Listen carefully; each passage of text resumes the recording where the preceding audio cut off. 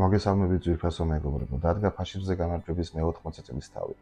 9 მაისს წერტილი დაესვა იმ ბოროტების მანქანას, რომელმაც მთელ ევროპაში მილიონობით ადამიანის სიცოცხლე იმსხვერპლა.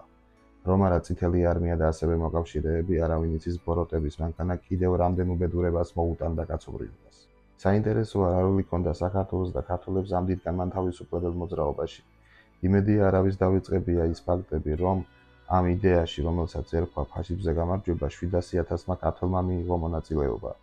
აქედან ნახევარზე მეტი სამწუხაროდ შინ არ დაბრუნებულა, მაგრამ ქართველი მთავარსარდალის და უდიდესი სტრატეგის დამსახურებით რაიხსტაგზე გამარჯვების დროშა ქართველის ხელით იქნა აღმართული.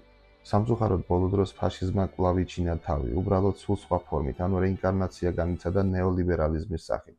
ჩვენ და სამწუხაროდ ეს გარკვეული ბიომასა წლებია საქართველოში ეწევა იმ პროპაგანდას სოციალურ ქსელებში, თითქოს ჰიტლერის გამარჯვების შემთხვევაში მას საქართველოს მიმართ სულ სხვა გეგმები ჰქონდა და თითქოს ის აპირებდა თითქმის ნახევარი რუსეთის ტერიტორიების გადმოცემას და ნახევარი ინდუსტრიის გადმოტანას ბერლინიდან თბილისში. ვერ გეტყვით, რომელ ინდუსტრიაზეა საუბარი, ალბათ ბუხენვალდის მსგავს დაწესებულებებზე თუ არ ვცდები. სინამდვილეში მათი გამარჯვების შემთხვევაში ჩვენ წინაპრებს ნაწილს პოლონეთის აუშვიცის ბანაკებში გაზის კამერებში გაგუდავდნენ და ბოლოს ღუმელში ფერფლად აქცევდნენ. აი ნაწილს უფრო ბუხენვალდში გაგზავნიდნენ და მათზე არაერთ ცდებს ჩაატარებდნენ.